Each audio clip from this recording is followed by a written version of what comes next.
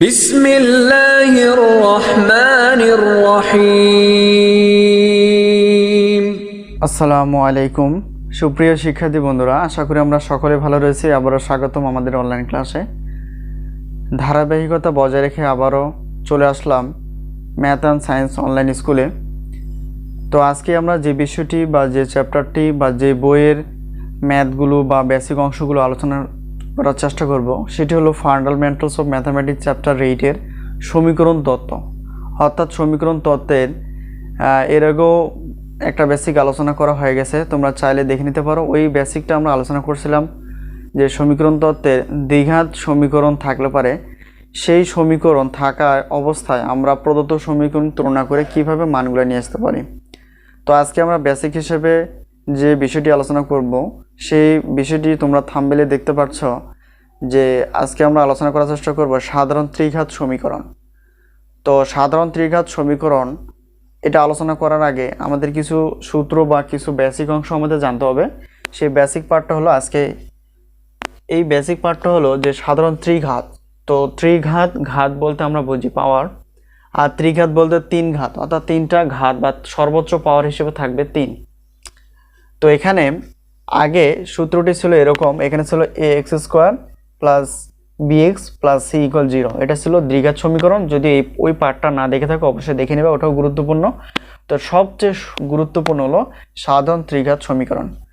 তো এখানে চলক হিসেবে x x x আর এটা ধ্রুবক হিসেবে আছে, এবং এই চলকের সর্বোচ্চ পাওয়ারটাই হবে এই প্রদত্ত সমীকরণ। তাহলে সর্বোচ্চ পাওয়ার কত? x³ মানে 3। এই জন্য এটাকে আমরা বলবো সাধারণ ত্রিঘাত সমীকরণ। তো যখন সাধারণ ত্রিঘাত সমীকরণ হয় তখন সেক্ষেত্রে আমাদের কিছু মূল হিসেবে বিবেচনা করতে হয়। তো মূল ত্রয়, যদি দুইটা সাধারণ দ্বিঘাত সমীকরণ হতো তাহলে মূল দ্বয় হতো, অর্থাৎ দুইটা হতো, আলফা এবং বিটা হইতো। তো এখন মূল ত্রয় যেহেতু, তাহলে এখানে মূল হবে 3টা, আলফা বিটা গামা।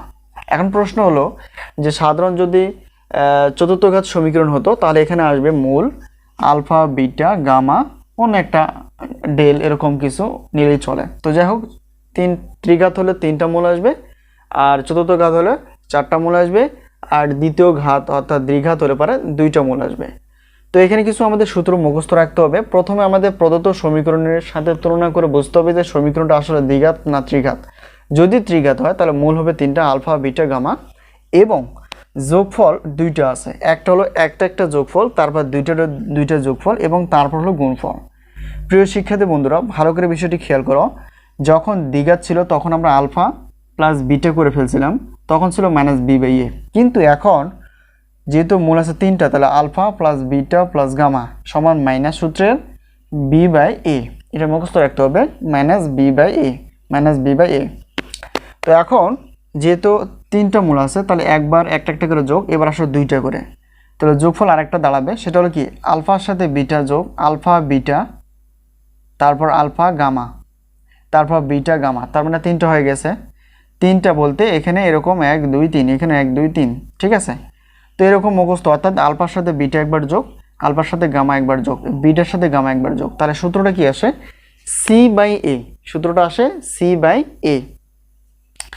তো এরপর আসো গুণফলটা। গুণফলের সূত্র হলো যখন ছিল দ্বিঘাত তখন ছিল আলফা এবং বিটা গুণ, কিন্তু এখানে গুণফল, এখানে আলফা বিটা গামা আসবে, কারণ মূল 3টা, তাহলে আলফা বিটা গামা সূত্রে -d/a। আশা করি আমরা বিষয়টি ক্লিয়ার। তো যদি প্রদত্ত সমীকরণ যেটা দেওয়া থাকবে, যদি এই সমীকরণের শুধু আমরা কম্পেয়ার করে নিতে পারি এবং সেক্ষেত্রে সূত্র অ্যাপ্লাই করে মানে a b c এবং dটা যদি বের করতে পারি, তাহলে আমরা কি করতে পারবো? খুব সহজে যে কোনো সমীকরণ আমরা সমাধান করতে পারবো। তো প্রিয় শিক্ষার্থী বন্ধুরা, এখানে একটা প্রদত্ত সমীকরণ দেওয়া আছে। দেখো এখানে x³ plus qx plus r = 0। তো যাই করে না কেন এখান থেকে আমাদের a b c এবং d এর মানটা নিয়ে আসতে হবে। তো আমরা যেহেতু সাধারণ ত্রিঘাত সমীকরণটা জানি, ax³ plus bx² cx plus d। দেখো আমরা তুলনা করব। তো প্রথমে দেখো এখানে x³ এর সহগ যদি a হয় তাহলে এই x³ এর সহগ কি হবে? কিছু না, মানে কি সহগ বলতে যেটা সঙ্গে গুণ আকারে থাকে। চলকের সাথে। তো এক্স কিউবের সহগ যদি এ হয় তাহলে এক্স কিউবের সহগ কিছু নয় 1, যদি 2 থাকে 2, তো যা থাকবে তাই।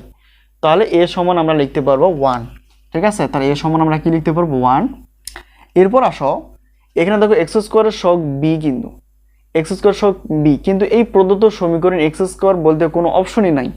যদি না থাকে তাহলে একটু খেয়াল করো, আমরা একটু বাড়াইতে পারি, প্লাস প্লাস প্রথমে হবে এটা প্লাস, তাহলে আমরা লিখতে পারবো কি, তো কত 0 ডট এক্স স্কোয়ার, এটা আমরা মনে করো ধরে নিলাম।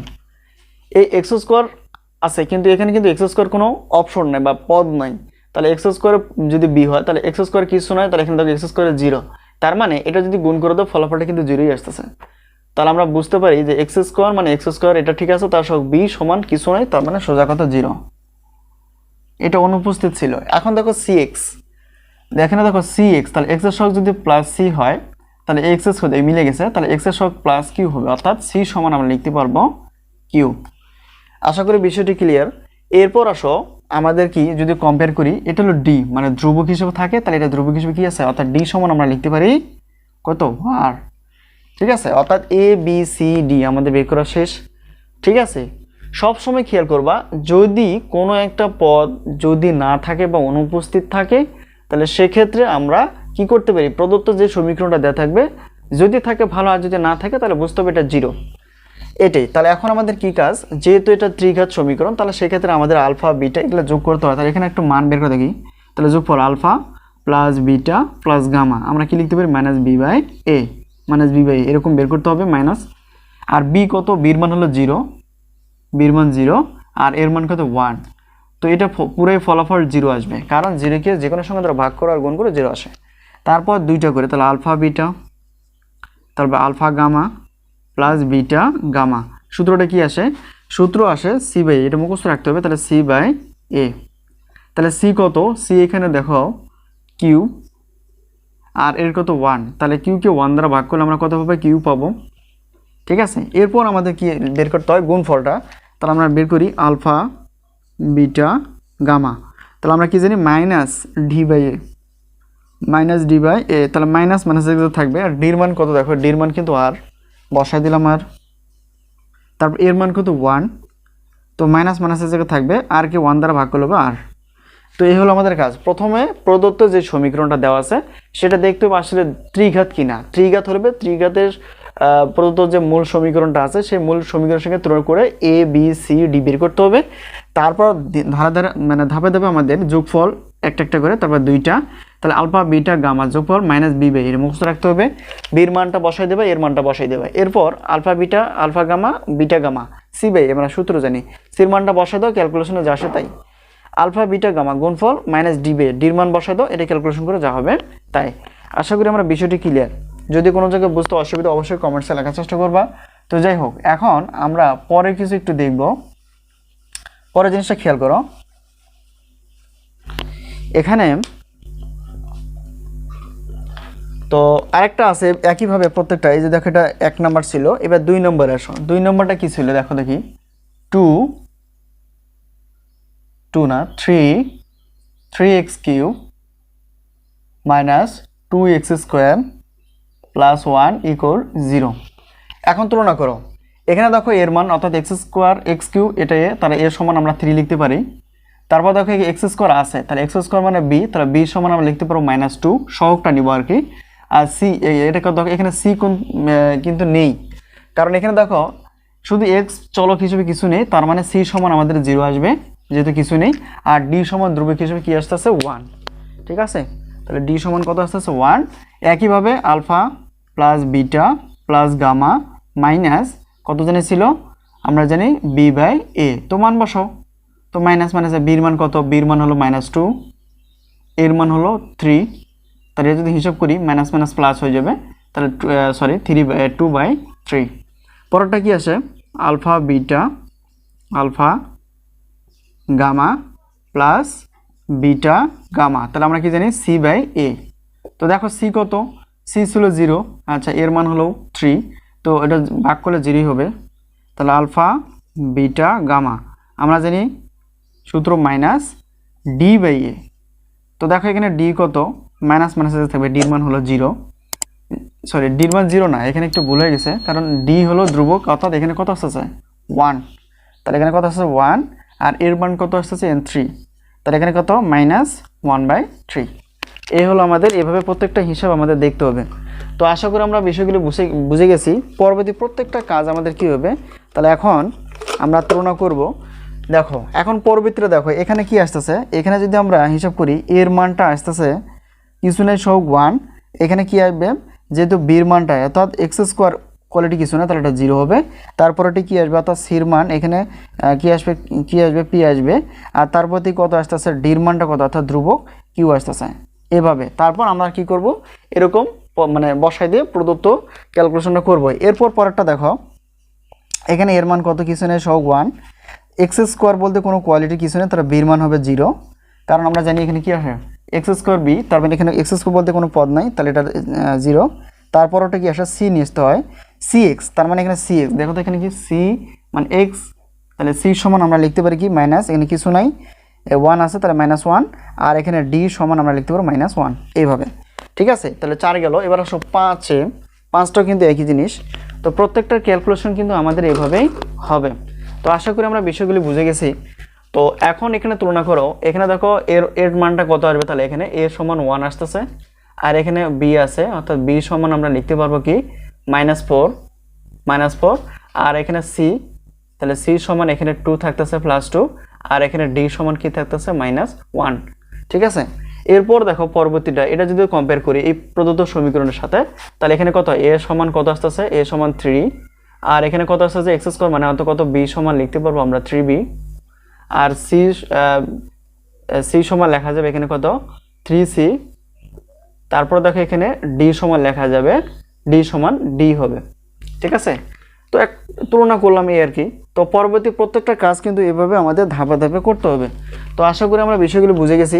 এখন পরবর্তী এখানে দেখো, এটা আসো 5 গেছে 6 গেছে 7-এ আসো, 7 দেখো এখানে, তাহলে এ কত আসতেছে, এখানে এর মানটা -1 আসতেছে, বির মানটা -7 আসবে তুলনা করলে, তারপর সির মানটা আসবে কিছু নেই সব 1, আর ডির মানটা আসতেছে 6। ঠিক আছে, এইভাবে। তো এবার আসো 8 নম্বরে। 8 নম্বরটা তাহলে কী হবে, অর্থাৎ এর মান আসবে 2, আর বির মান আসবে 3, আর সির মান আসবে কত, সির মান আসবে -1, অর্থাৎ এক্সের সহ কিছু না 1 আছে, আর ডির মান অর্থাৎ ডি আসবে -1। ঠিক আছে, এটা গেল 8 নাম্বার। তো পরবর্তীটা হিসাবটা এভাবে দেখো, পরবর্তী হিসাবটা একটু খেয়াল করো।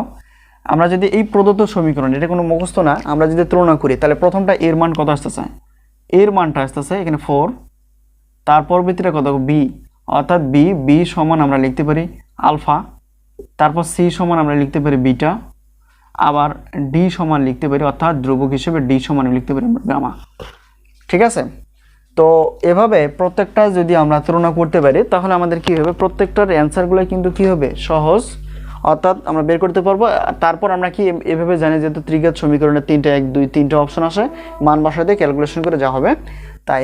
এখন এখানে দেখো কত আসে, এটা হবে কত, এর মান আসতেছে কত 3, এটা আসতেছে কত, বির মান আসতেছে -26, এটার মান আসতেছে সি সমান +52, এবং ডির মান আসতেছে কত -24। তার পরবর্তীটা দেখো এই জায়গায়, এখানে এর মান কত আসতেছে, এর মান হলো কত, এখানে তুলনা করলে 15, এখানে আসতেছে কত বীর মান হলো -23, এখানে সির মানটা কত আসতেছে +9, অর্থাৎ এটা, আর ডির মান আসতেছে -1। এখন পরবর্তী অপশনটা অর্থাৎ 12 নম্বরটা আমরা একটু দেখব। তো যেহেতু এটা উদাহরণটা আমাদের শেষ, তো এভাবে আমরা শুধু কি প্রত্যেকটার কম্পেয়ার করে আমাদের কাজগুলো সামনে নিয়ে যেতে হবে। তো প্রথম আমাদের কাজ হলো যে একটা প্রদত্ত সমীকরণকে চেনা, যেহেতু এটা কি ত্রিঘাত সমীকরণ x3, ঠিক আছে, সর্বোচ্চটা দেখলেই চলে। তাহলে এই ত্রিঘাত সমীকরণ, যেহেতু এই ত্রিঘাত সমীকরণে যে আদর্শ সমীকরণ আছে সেই সমীকরণের সঙ্গে যদি তুলনা করি, তাহলে মানগুলা কি আসতেছে দেখো। আমরা যদি মানগুলো এখানে বসাই, দেখো x3 মানে এটা হলো a থাকে, তার মানে a সমান আমরা লিখতে পারি 5/3। তারপর দেখো এখানে কি আসতেছে, এই এক্স স্কোয়ারটাকে নিচে লেখা যায়, তো আবার গুণ করে দেখো, শূন্য সমস্যা নেই, তাহলে এক্স স্কোয়ারকে নিচে যদি লিখে ফেলি, তাহলে 4/5 আসতেছে। তারপর বির মান কত আসতেছে 4/5, 4/5, আর সির মানটা দেখো, এক্সটা যদি নিচে নামাই দেয় তাহলে 8/9, অর্থাৎ সির মান আসতেছে কত 8/9। এরপর আসো এখানে থাকে ধ্রুবক হিসেবে, তাহলে ডি অর্থাৎ এই জায়গাটা ডি, অর্থাৎ ডি সমান আমরা লিখতে পারি মাইনাস হাফ। তাহলে ডি সমান আমরা লিখতে পারি মাইনাস হাফ। তো এখন মানগুলো বসায় দাও, কি আসে দেখো। তাহলে তিনটার যোগফল যদি হয় মাইনাস বি বাই এ লিখতে হয়, তাহলে মাইনাস মাইনাস এই জায়গায় থাকবে সূত্র অনুযায়ী, তাহলে মাইনাস এই যেখানে মাইনাস লিখলাম। এখন বির মানটা বসাও, বির মান কত ছিল জানি 4/5, এর মান কত ছিল 5/3। তো এটা যদি কাজ করি, এটাকে লব ধরো, মাইনাস আছে মাইনাস থাক, তাহলে 4/5 ভাগের জন্য গুণ হবে, এটা উল্টে যাবে, অর্থাৎ 3 বাই কত আছে 5। তো এটা যদি গুণ করি তাহলে কত আসে, যেহেতু কাটাকাটি যায় না, তাহলে কত হবে 5 5 25 আর 3 4 12, আর এখানে কত আছে মাইনাস মাইনাস যা আছে তাই। তো এটার ক্যালকুলেশনটা একটু খেয়াল করো। সি বাই এ, সি ছিল কত 8/9, এ ছিল 5/3। তো এটা যদি উল্টে দিই তাহলে এখানে কত আসে 8/9, ভাগের জন্য আমরা লিখতে পারি গুণ, আর কি 3টা উপরে, অর্থাৎ এটা উপরেরটা নিচে আসবে আর নিচেরটা উপরে যাবে, ঠিক আছে, এই হলো কাজ। তো একটু কাটাকাটি করলে দেখো 3 3 কে 9, অর্থাৎ 3, তাহলে এখন কাটাকাটি যায় না, উপরে থাকতেছে 8, আর এটা গুণ করলে কত 3 5 15, তার মানে এই অংশটা আমরা পেয়ে গেলাম। তো এরপর মাইনাস ডি বাই বের করতে হবে। তো এখন মান বসা শুধু, তাহলে মাইনাস মাইনাসের জায়গায় থাকবে ডির মান কত, ডির মান হলো মাইনাস হাফ, আচ্ছা বসাই দিলাম মাইনাস হাফ। এর মান কত একই 5/3। তো এখন এই মাইনাসটা প্লাস হয়ে যাবে, তাহলে প্লাসটা এখানে দেওয়ার দরকার নাই, আর এখানে কি আসতেছে, আচ্ছা আপাতত লিখি বোঝার জন্য, ভাগের জন্য গুণ লেখার প্রয়োজন 3/5, আর এখানে কত ছিল মাইনাস, তাহলে এই মাইনাসটা একবারে প্লাস হয়ে যায়, মাইনাস মাইনাস প্লাস হয়ে যাবে। এখন যদি কাটাকাটি যায় কাটবা, না হলে উপরেরটা উপরে গুণ, নিচেরটা নিচে গুণ করবা, কোনো জায়গায় কাটাকাটি যায় না, তাহলে কত 3 × 3 অর্থাৎ 3, আর নিচে কত 5 × 2 = 10। তার মানে এভাবে আমাদের কি করতে হবে, তুলনা করে প্রত্যেকটার অর্থাৎ অ্যান্সারগুলো নিয়ে আসতে হবে। তো যাই হোক, আশা করি আমরা বিষয়গুলো বুঝে গেছি। যদি কোনো জায়গায় বুঝতে বিন্দু পরিমাণ সমস্যা, অবশ্যই কমেন্টসে লেখার চেষ্টা করবা। তো আজকে ছিল সমীকরণ তত্ত্ব, অর্থাৎ ফান্ডামেন্টালস অফ ম্যাথামেটিক্স চ্যাপ্টারের 8 সমীকরণ তত্ত্ব, থিওরি অফ ইকুয়েশনস। আজকে আলোচনা ছিল সাধারণ ত্রিঘাত সমীকরণ। তো মূল সমীকরণ এটার সঙ্গে তুলনা করে 3টা মূল আসবে এবং এই সূত্র মুখস্থ রাখতে হবে। আর আমরা কিছু দেখলাম উদাহরণের মাধ্যমে যে কিভাবে একটা আদর্শ ত্রিঘাত সমীকরণ থাকলে পরে সেখানে কি করতে হয়, কম্পেয়ার করে এর মান বির মান সির মান বের করতে হয়, বের করে তারপর 3টা যেহেতু মূল, 3টা মূলের একটা একটা করে মূল যোগফলের ক্যালকুলেশন মাইনাস বি বাই আসে, তার 2টা করে যোগফল তাহলে সি বাই আসে, তার মানগুলো বসাই দিয়ে এবং আলফা বিটা গামা তো মাইনাস ডি বাই, তো মানগুলো বসাই ক্যালকুলেশন করে যা ফলাফল আসবে, পরবর্তী যে প্রশ্ন যেমন থাকবে সেভাবে উত্তর দিলেই আমাদের কি কাঙ্ক্ষিত অ্যান্সারটা চলে আসবে। তো যাই হোক, আজকে এই পর্যন্তই ছিল। পরবর্তী বেসিক দেখার জন্য আমন্ত্রণ রেখে আজকে শেষ করছি। আল্লাহ।